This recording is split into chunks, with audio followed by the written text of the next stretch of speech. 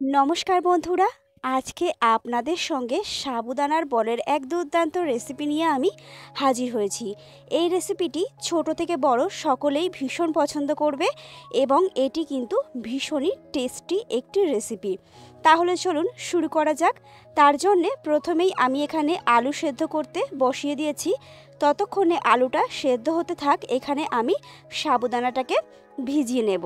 আমি এখানে 1.5 কাপ মতো সাবুদানা নিয়ে নেব। আর এখানে দেখুন বড় দানা সাবুটা আমি নিয়েছি। আমি একটু হাতে করে দেখাচ্ছি। দেখুন সাবুদানাগুলো কিন্তু বেশ বড়, তবে এটা 15 থেকে 20 মিনিটের মধ্যেই খুব সুন্দরভাবে ভিজে যাবে, এত সুন্দর এই সাবুদানাগুলো।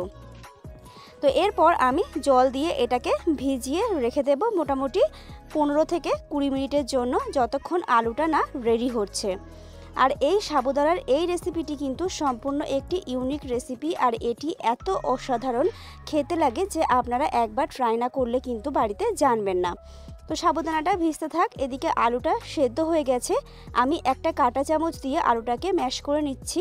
অনেক সময় আলু সেদ্ধ করে নেওয়ার পরেও কিন্তু ভেতরে শক্ত ভাব থেকে যায়, তার জন্য আলুটাকে খুব ভালোভাবে মেখে নিতে হবে যেন কোনো রকম ভেতরে দানা ভাব না থাকে। এরপরেও যদি দানা ভাব থাকে সেটাকে হাতের সাহায্যে খুব ভালোভাবে কিন্তু মিশিয়ে নিতে হবে এই রেসিপিটির জন্য। তো এখানে আলুটা খুব ভালোভাবে আমি ম্যাশ করে নিয়েছি। এরপর আমি একটা বাটির মধ্যে ওই সেদ্ধ করে নেওয়া আলুগুলোকে দিয়ে নিচ্ছি।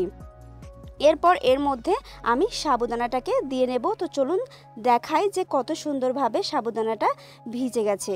তো দেখুন আমি একটা আঙুলে করে দেখাচ্ছি। দেখুন 20 মিনিটের মধ্যে খুব সুন্দরভাবে কিন্তু সাবুটা গলে গেছে।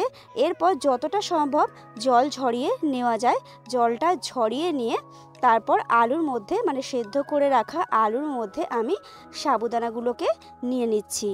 এই রেসিপিটি বর্ষার দিনে যদি বাইরে বৃষ্টি পড়ে সেই দিন যদি আপনারা বানান, এত সুন্দর খেতে লাগবে যে কি বলবো। আর এখন তো এটা বর্ষারই টাইম। তো এরপর দিয়ে দিচ্ছি এখানে স্বাদ মতো লবণ, দিয়ে দিলাম হাফ চামচ হলুদ গুঁড়ো, দিয়ে দিচ্ছি বেশ কিছুটা কালো জিরে, দিয়ে দিলাম কাঁচা লঙ্কা কুচি।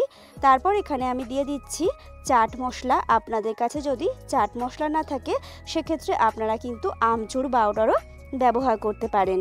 এরপর দিয়ে দিচ্ছি আমি এর মধ্যে ধনেপাতা কুচি। এবার হাতের সাহায্যে খুব ভালোভাবে প্রথমে এই উপকরণকে মেখে নেব। এখানে যদি এই পর্যায়ে কোনো রকম দলা ভাব থাকে সেটাকে আপনারা হাতের সাহায্যে একটু ভালো করে মেখে নেবেন। আমিও সেটাই করছি।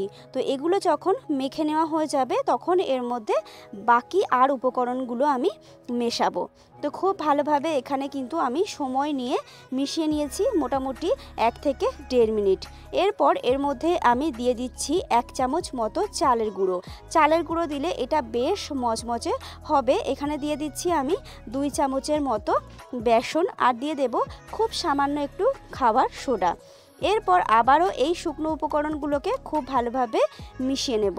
অবশ্যই এটা সময় নিয়ে করতে হবে, তাহলে বেশ ভালোভাবে সব কিছু মিশে যাবে এবং খেতে অসাধারণ লাগবে।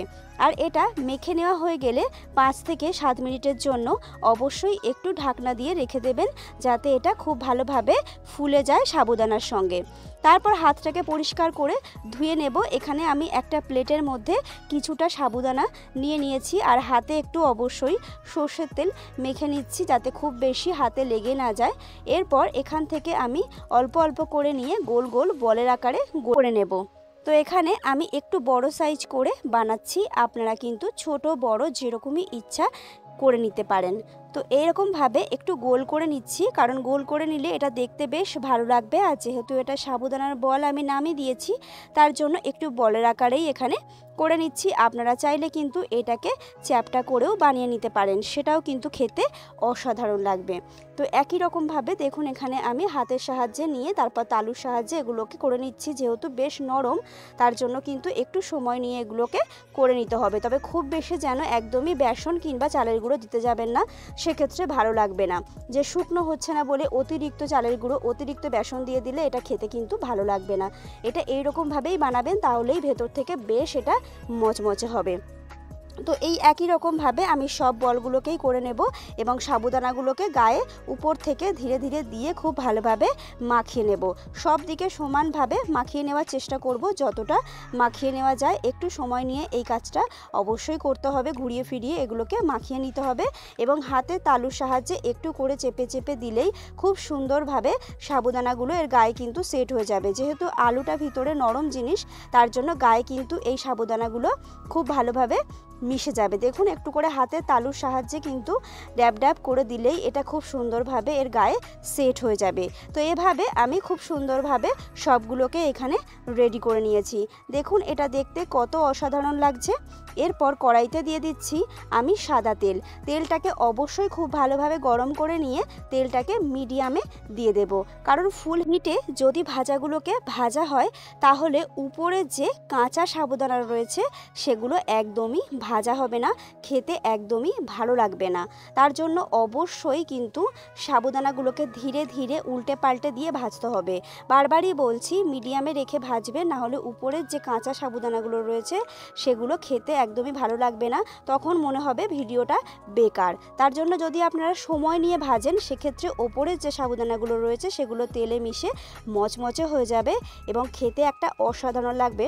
আর ভিতরের সাবুদানাগুলো এত সুন্দরভাবে ফুলে নরম হবে যে ওপরটা মচমচ করবে আর ভেতরটা কিন্তু বেশ একটা নরম ভাব হবে। তো এভাবে ধীরে ধীরে সময় নিয়ে উল্টে পাল্টে এগুলোকে ব্রাউন থেকে ডিপ ব্রাউন কালার করে অবশ্যই ভেজে নিতে হবে। এখনই দেখুন দেখতে এগুলো কত সুন্দর লাগছে এবং এরপর ডিপ কালার করে ভেজে নিলে এগুলো কিন্তু দেখতে আরও সুন্দর লাগবে বন্ধুরা। তো এভাবে খুব সময় নিয়ে আমি এই ভাজাগুলোকে ভেজে নিয়েছি। দেখুন কত সুন্দর একটা কালার চলে এসেছে। প্রথম পার্টের এইগুলো কিন্তু একদমই ভেজে নেওয়া হয়ে গেছে। এরপর আমি এগুলোকে তেল ঝরিয়ে তেল থেকে নামিয়ে নেব। দেখুন এগুলো কত সুন্দর দেখতে লাগছে, একটু কাছ থেকে দেখাচ্ছি। এটা কিন্তু অসাধারণ হয়েছে আর দেখতে কিন্তু ভীষণই ভালো লাগছে।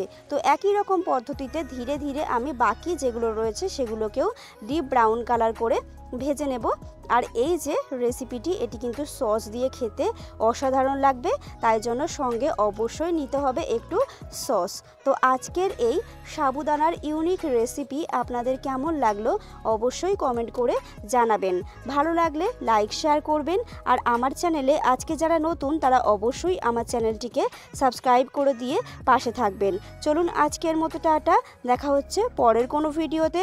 ততক্ষণ ভালো থাকবেন, সুস্থ থাকবেন।